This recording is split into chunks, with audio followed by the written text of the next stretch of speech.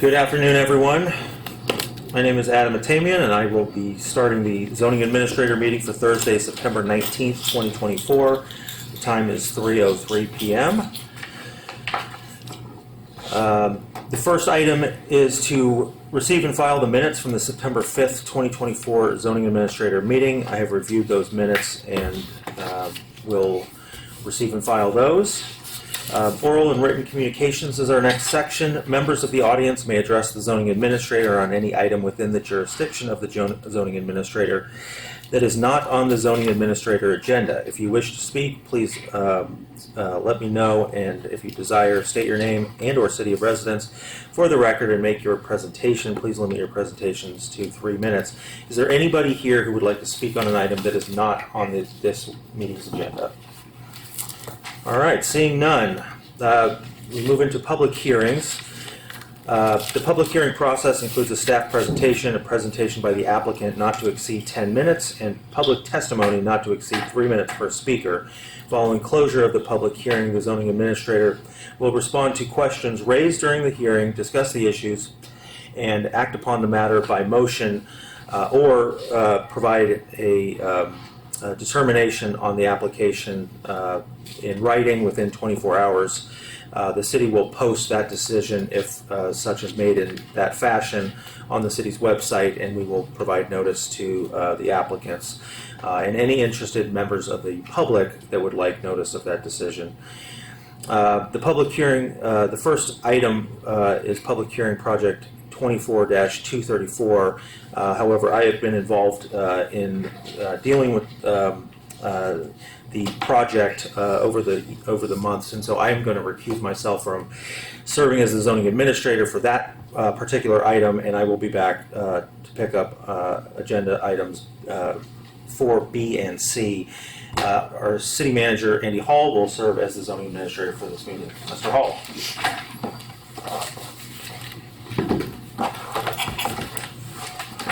Thank you, Mr. Tamian. My name is Andy Hall. I am the city manager.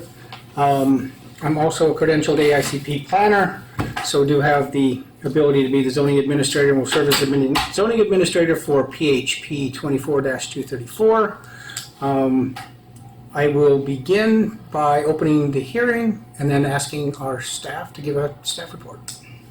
Yes, thank you. So, as mentioned, the project is for a minor conditional use permit and an administrative development permit. The project title is Katarina's Outdoor Dining and Exterior Modifications. The location of the project is at 614 Avenida Victoria, Unit C. So just to give some background on the property, it is currently developed with a 4-level mixed-use building. This development was approved back in 2010 by City Council. Again, to go more in detail, the mixed-use project involves 2 residential units, each with 2 covered parking spaces. There's a commercial suite on the ground level and some outdoor spaces throughout the development, which includes a covered courtyard along Avenida Victoria. There are also 4 off-site parking spaces that were approved to support the commercial portion of the development. There was a condition of approval that requires the covered courtyard to remain open to the public, and that included adding signage to advertise the use being open to the public. More background. So in 2018, Katarina's began operations. They're a takeout food service cafe. In 2020, Katarina's obtained approval of a temporary outdoor operating permit allowing the use of outdoor dining on Avenida Victoria. To this day, they still have that use outside, and it is to expire July 1st, 2026, consistent with state law.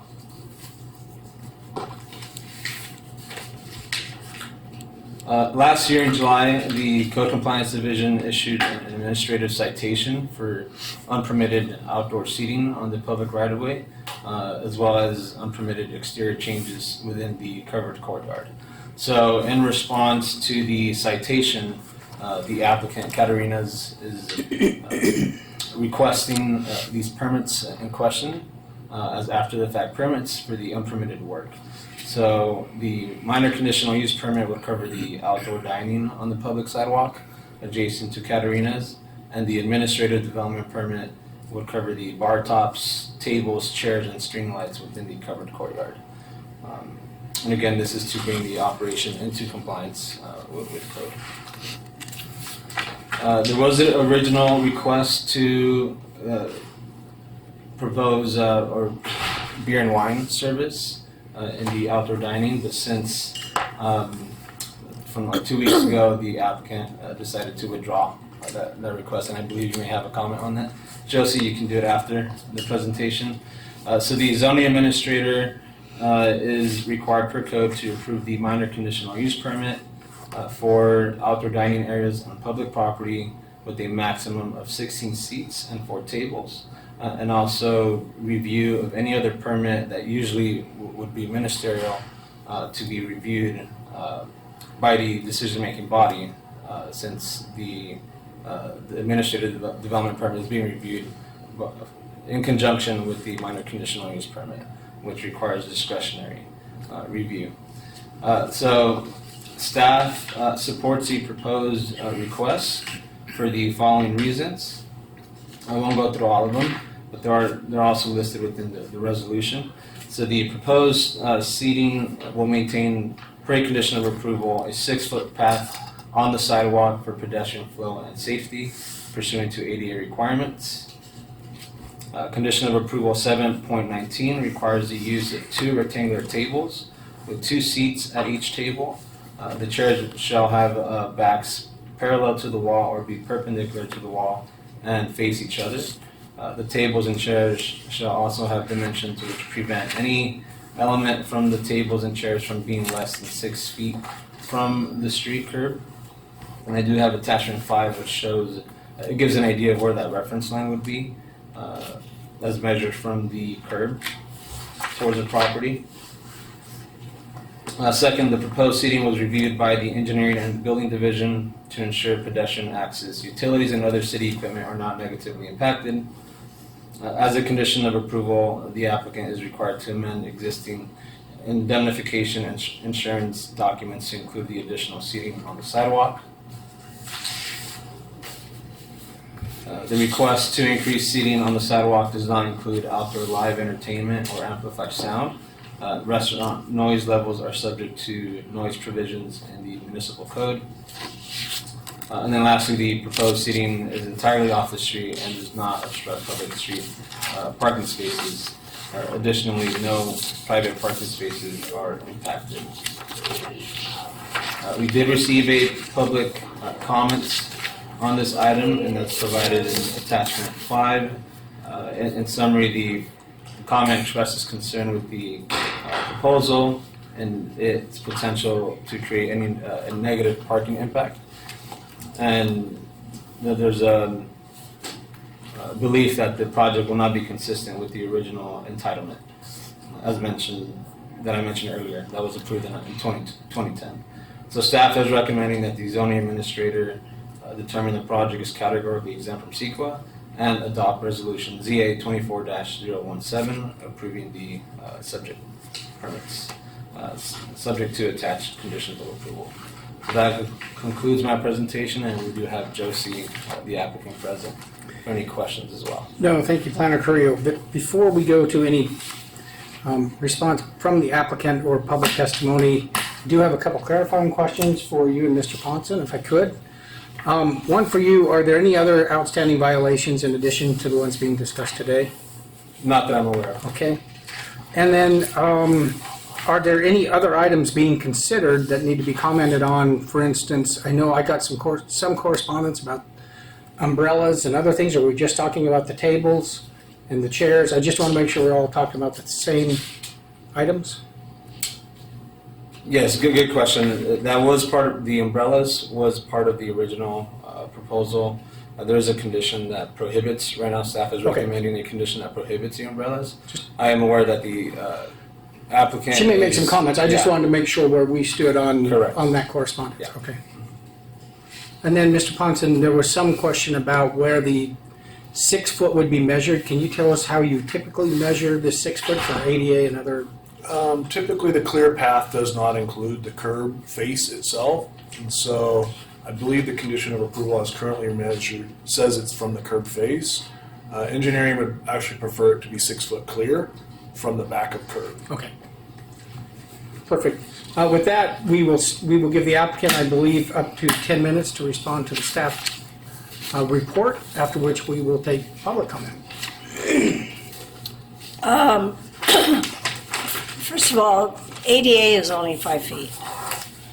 I have no problem with the 6 feet because we've been 6 feet all along. However, I do think we're 6 feet from the curb.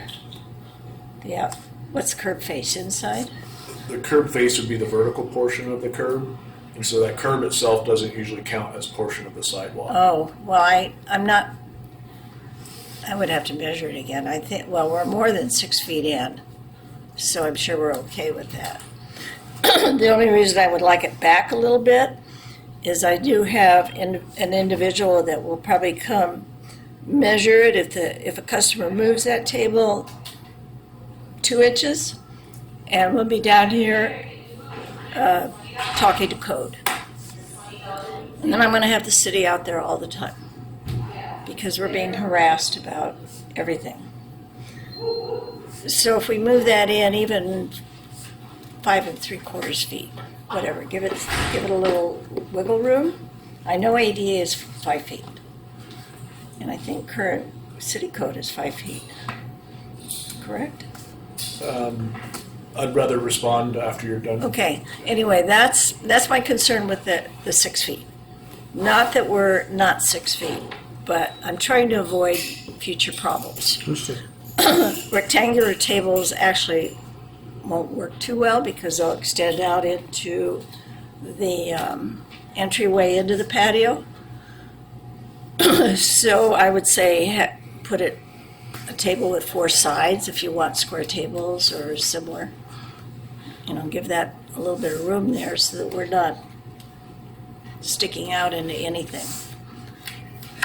But currently we have round tables, and we don't care if they're round or square. It doesn't matter. Umbrellas. Our umbrellas originally were approved by the DMT conditional. They were approved. I have pictures here where the umbrellas are 7 feet 2 inches. They're the height of the parklet umbrellas. They are actually higher than La Galette's umbrellas. They're higher than Pure Side's umbrellas. They've been there for 6 years. I don't understand why they can't be approved. They're just shy under 6 feet hanging over the table. I think. Do you remember, David? You were down there. Was it 2 inches, 3 inches? As far as the circumference, Yeah. they were encroaching into the 6 foot I think path. I think it was what, 2 inches or 3 inches. It wasn't much, but they're so high that if you were going to say we can't have those, then I'm asking why can we have any umbrellas on that street? Because there's no problem with any of the other umbrellas, and we've never had problem with these umbrellas for 6 years. These are part of our marketing. People recognize them. They've been there forever, and we need shade. I don't see what the issue is with these umbrellas. And we also have an issue with the closing time being tied to the trolley because we're not open every night. I got some notes here that I gotta read.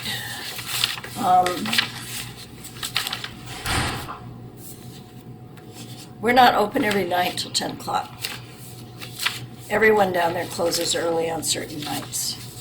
I think Pure Side was closed at 8:30 last night. We got the gate approved to keep the patio safe. The landlord wanted that patio approved to keep it safe, keep the homeless out, keep the teenagers out. Prior to the gate being approved, we had homeless in there sleeping. We had drug paraphernalia every morning. We had poop on the ground every morning. One night I caught teenagers in there having sex.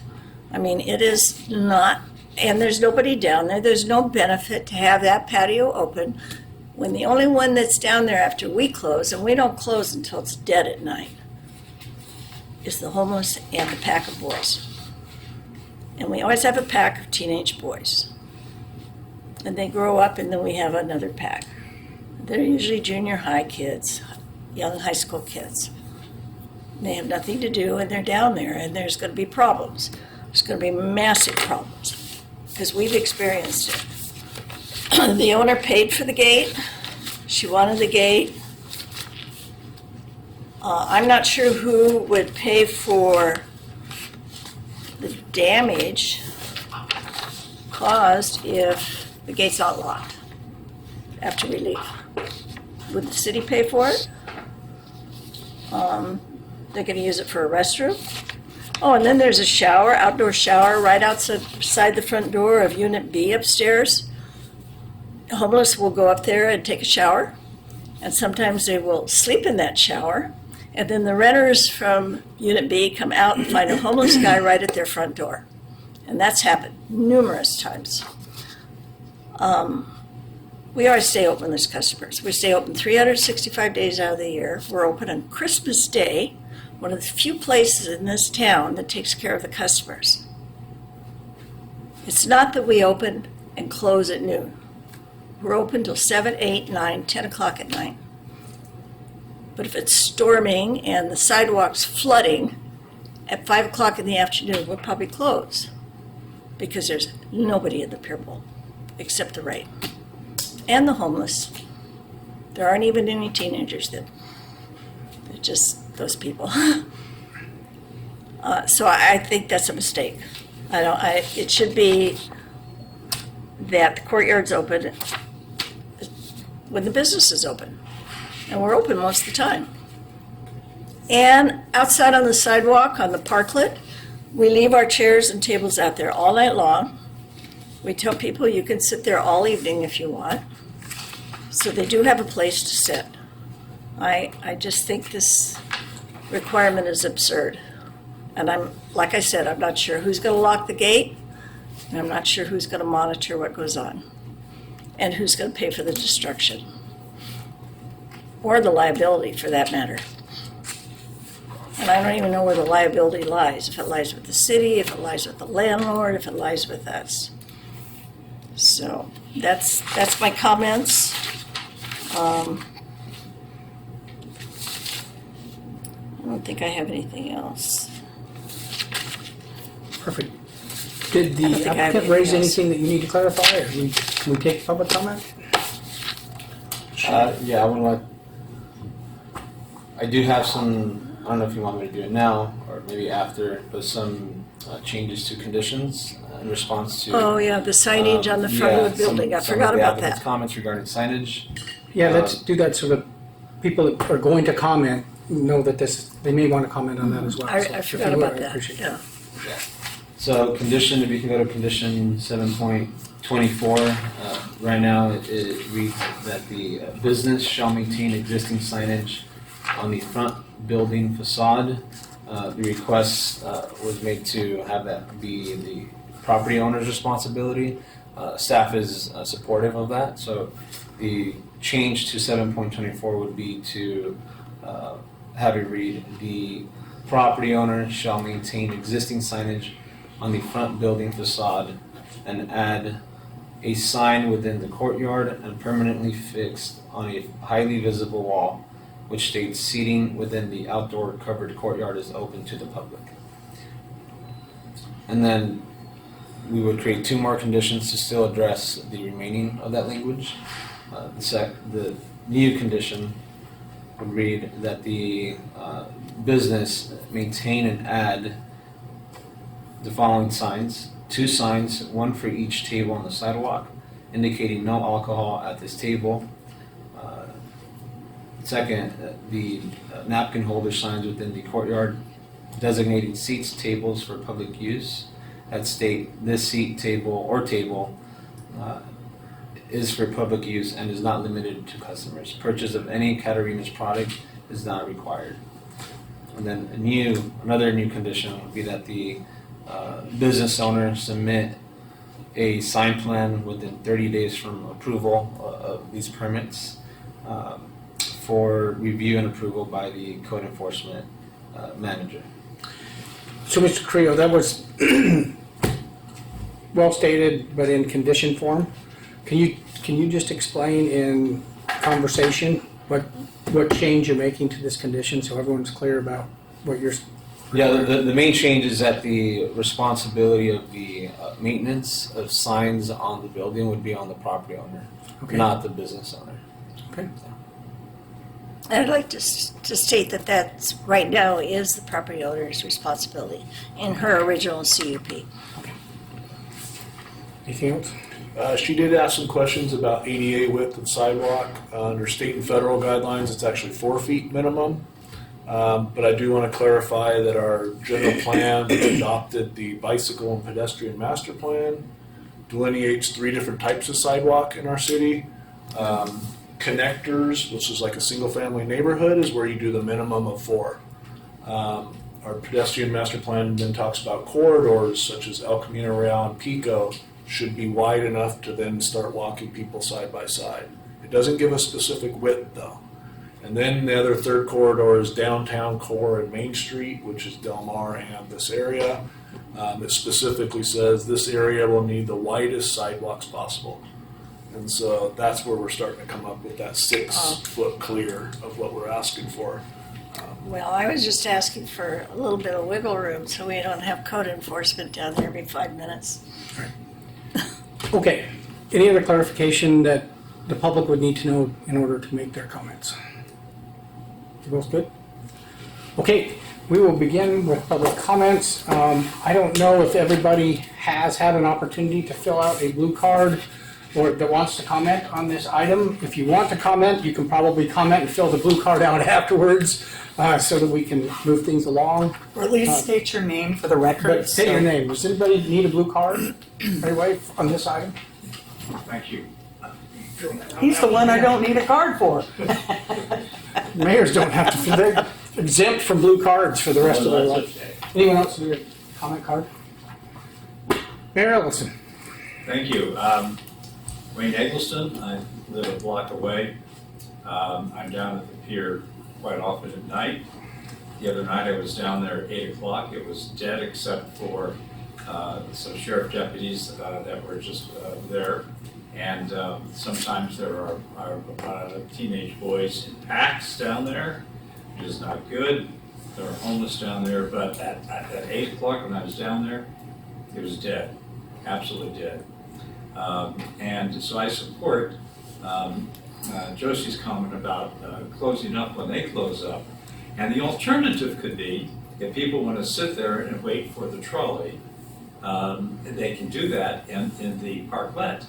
Because there are tables and chairs there that they can sit there. So that can be a great alternative instead of having the gate open, which is going to cause incredible problems. Currently, the fishermen's, during the summer they stopped serving at 8:30, by the way, and now they're going to stop serving at 8 o'clock at night. So that's the last time they would be serving. So, the pier bowl pretty much closes down at night, except for, certain times during the summer, obviously, when people are down there and it's light up. But so I do support the closing of the gates down there because it's going to cause immense problems. And it's important for the city to be proactive instead of reactive, because what's going to happen is the sheriff's deputies are going to have to go down there and respond to different issues, or the park rangers will, and that's taking time away for something that can just be handled by having the gates closed. It's so important to have those gates closed. So, but I do support Katarina's. She's a terrific businesswoman. Actually, I found that spot for them way back when we were driving along, and I said, why don't you open up here? And she did. That place was vacant since it was built until Josie moved in. So it's a wonderful establishment, and it's a very popular establishment. It's terrific, so thank you. I know we have an electronic app or participant, and I don't know if he is hoping to make a comment or not. I don't know if there's a raise hand feature or a... Mr. Pitt, you are the only electronic participant. Did you have a comment? Yeah, I have some comments. How many minutes do I have? We would like you to take 3 minutes or less if possible. Well, I think I can infer who Josie's referring to as far as harassment, but I'm going to go ahead and say the only person that's really been harassed here has been myself and my family. But to keep this about the community and the benefits of the community, the gate was never approved with a public hearing. Whether my mother, first of all, I want to mention, I do not represent the owner. I'm just the son of the owner. There's been legal lawsuits thrown at my family and myself that we are trying to stay away from, which is why my mother mediated out of a legal eviction lawsuit with Josie and her family. I'm not privy to that mediation, but I guess there's some comments about me made without my presence or agreement to. So I'm just representing myself as a community member who lives in Talega, and I would just say that I disagree that there's taking care of customers. It's been well documented on Yelp and San Clemente Life with over 300 reviews of unstable behavior towards the public, removing the public from the sidewalk, courtyard, and the public street, which has the parklet due to COVID-19. I do know that the original lease between the owner was for the retail takeout, which it was zoned for takeout.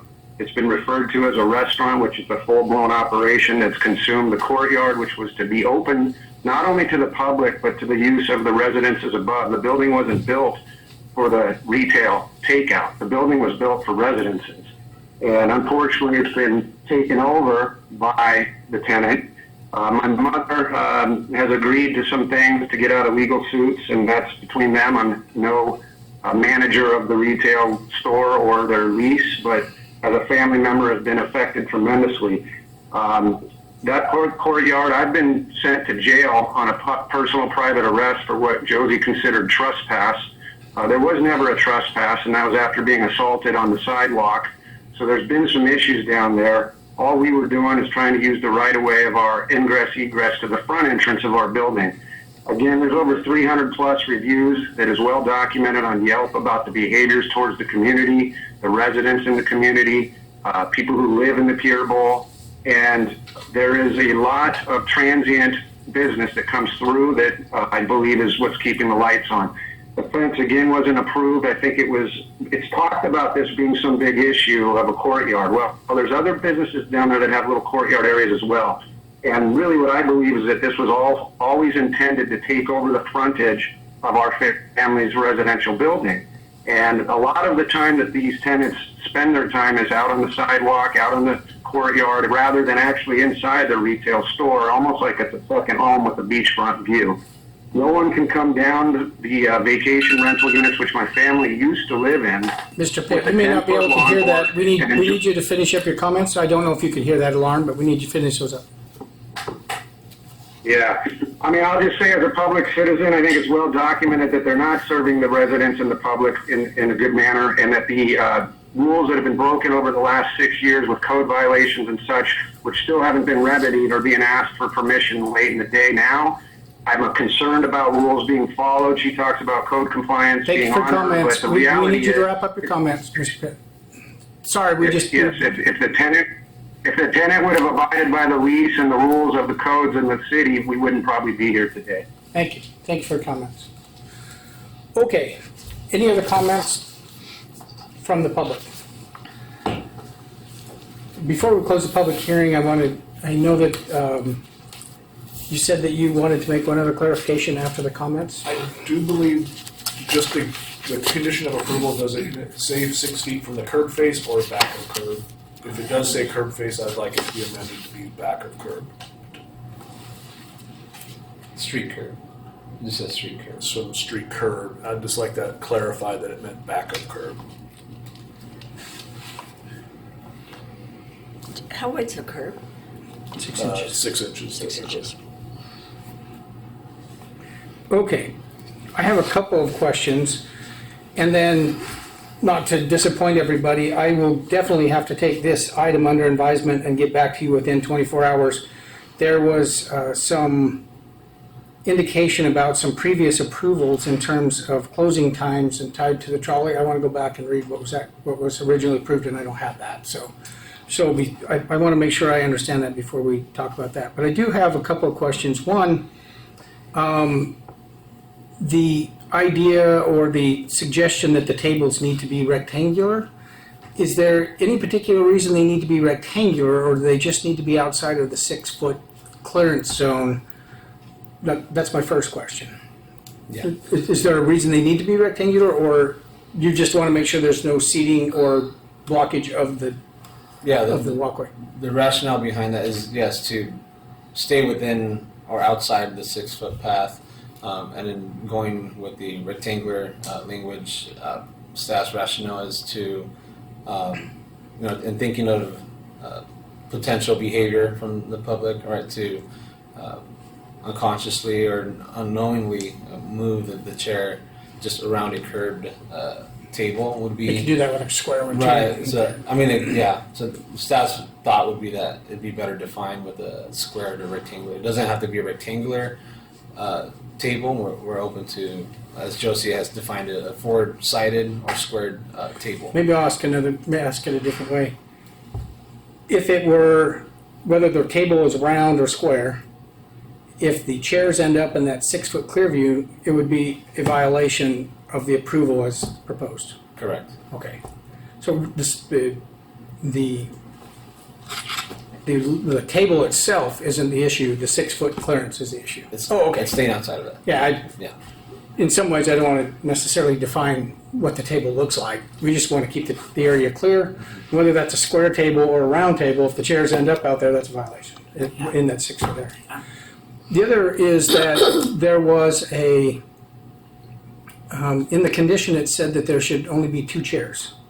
In the picture, there were 3 chairs. Do we care how many chairs there are, or again, are we just trying to keep the clearance, the area clear? Do we need to identify it as 2 chairs, or do we just want to keep the area clear? I guess. Knowing the available width, and speaking with building and engineering, it seems like the only amount would be 2, one on either side. So that's where that comes from. Okay, the pictures provided have it outside the 6-foot and they have 3. So I just want to make sure that we're sending the right message, the right signal here. These pictures have 3, so I just wanted to make sure we're sending the right signal here. So anyway, I just wanted to make sure I understood that.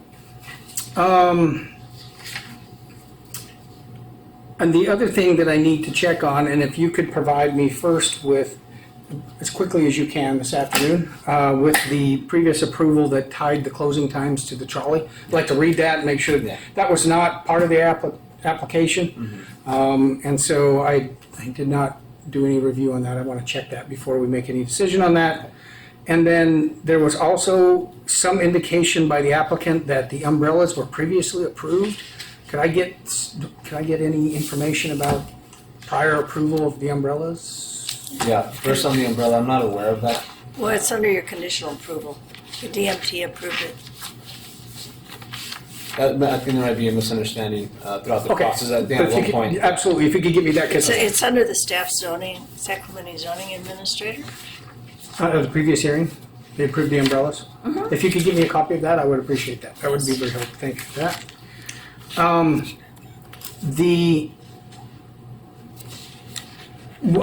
And maybe this is a question for planner Lightfoot.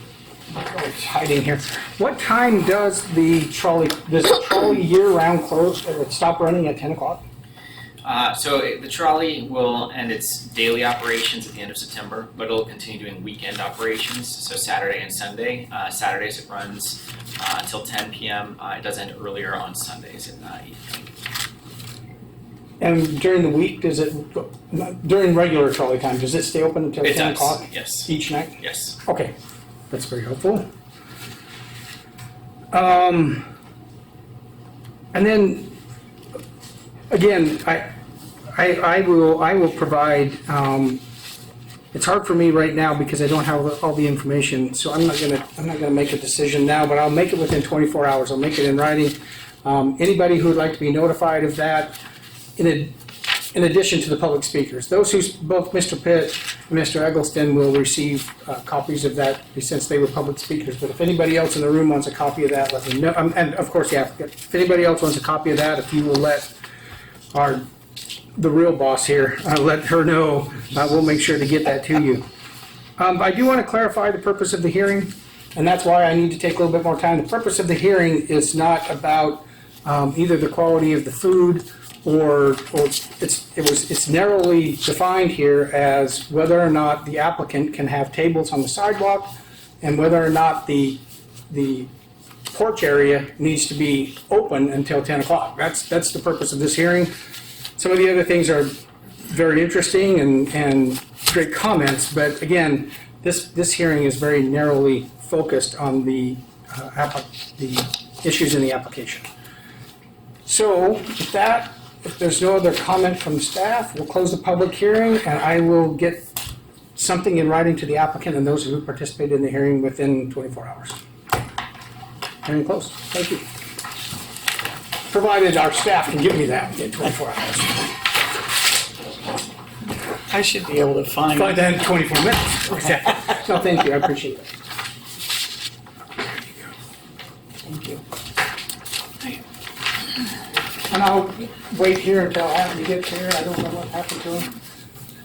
Someone go get him. I'll go get him. I think Jonathan. Yeah, Jonathan went to go grab them.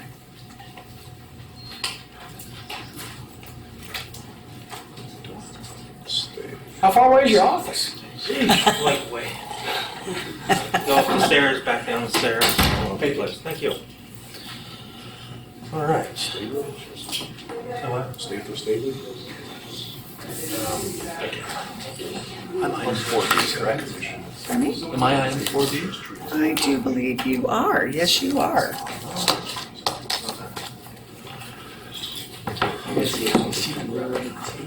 All right.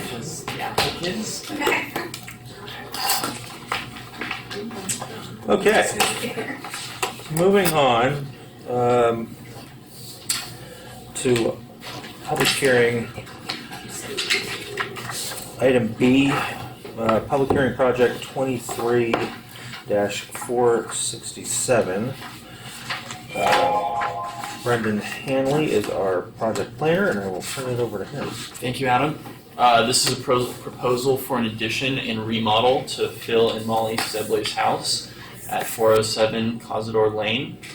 The applicant proposes a 215 square foot addition to the master bedroom for a 2,000 square foot house, as well as an interior remodel, a 3.5 foot high open picket front fence, and drought tolerant native landscaping. This project requires a development permit because it is located across the street from a historic Ole Hansen resident and proposes an addition.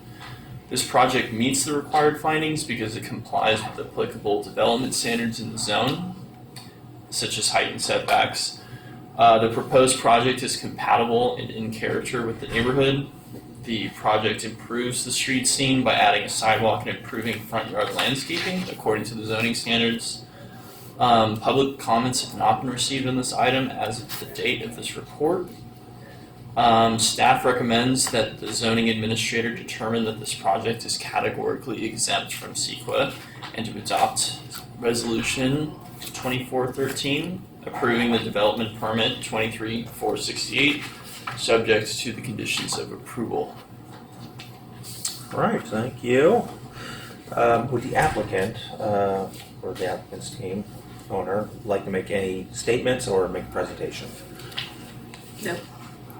All right. Do we have any members of the public that would like to speak on this item? All right. Seeing none, thank you very much for that report, Mr. Hanley. All right, so the project is a 215 square foot addition on the rear side of the street that's not visible from the public right of way, correct? Correct. Okay. what are, if anything, I know that the staff report indicated that the street scene would be improved.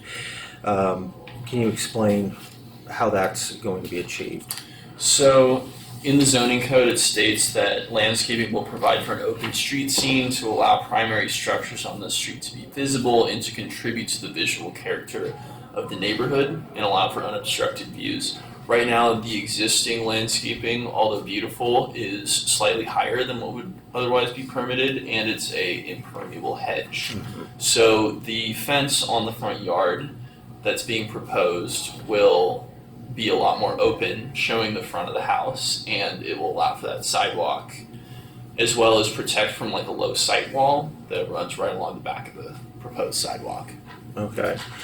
And one of the conditions of approval requires the submission of a landscape plan that meets those zoning standards to the satisfaction of the city planner. Correct. All right. Have you reviewed all the conditions of approval and are okay with those? They're You can look at them pretty right now. standard.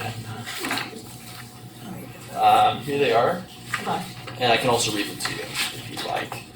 But essentially the only condition that involves anything that's pertinent to this discussion would be changing the trees in the side yard that encroaches into the drain to low-lying shrubs.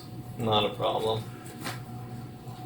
So it's just 1.1 through 1.5? Yeah, and then there's some standard ones in there as well. Got it. And of course, this project will be subject to coastal approval, so we cannot issue any permits until that approval is received.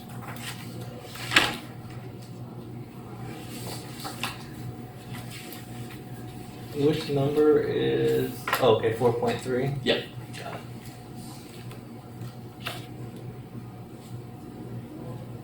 Yeah, I don't see any issue with that. We can make that just, it's basically just a plant along that side yard through next door Oh. neighbor. We would just reduce the size so that the roots don't go into the storm drain easement area. right, okay. All right. Well, I have. I did visit the site. Granted, the project is an addition on the rear of the property, and I can easily be shown that the project will not have any detrimental impact on the historic property across the street. It will clean up the street scene and bring the hedge in the front into compliance with the zoning code. So I can easily make the findings that are listed in the resolution and provided by staff. So with that, I will determine that the project is categorically exempt from the requirements of CEQA pursuant to CEQA Guidelines Section 15301, Class 1 Existing Facilities, and adopt Resolution ZA 24-013, approving development permit 23-468, Stebley remodel and addition, subject to the attached conditions of approval. Thank you very much for working with staff, and we're happy to see you investing in your property and making it, improving it, and improving the street scene as well. So, congratulations. Once you get through coastal, we will be able to issue building permits, and our friendly building staff will help you through that process as well. Please note that there is a 10-day appeal period as required by the code, but since we didn't get any public comments, I think you're going to be okay. So if you want to start moving forward with the coastal process, we would So encourage you can I to do issue that. them their Appendix Bs today so that they can go ahead and do that, or should I wait for the 10 days? The determination was made. I would go ahead and issue that if anything should happen, which I highly doubt. This is not going to get through coastal in the next 10 days. So, we can get that process started for them. Great. Perfect, thank you. Thank you. Thank you. We've really enjoyed working with Brendan. Thank Yeah. you very much for all the coordination from the whole team. So we appreciate it. Thank you. Absolutely. Thank you. Just so you know, I will be emailing you a signature that you approve the conditions of approval. And just to clarify, I'm Peter Anselmo with Landfluent. I'm the landscape architect. Yes. Yeah, so it will come to me, Well, the applicant or, you know, It may- it's, the owner. So there's another applicant involved too, or, well, Terry the architect, Terry Bias. So it may Okay. go to him as well, I assume. Just he should probably check him over. And then Yeah, Molly Terry, would sign him Terry's off. familiar with Yeah. those types of things. Should- yeah, and he's pretty quick Done at a turning number of around too, projects, so. yeah. Perfect. All All right. right. Thank you all very so much. much. All right, that brings us to the third public hearing.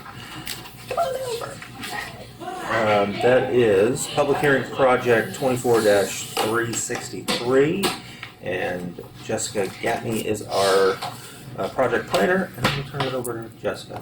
Thank you, Adam.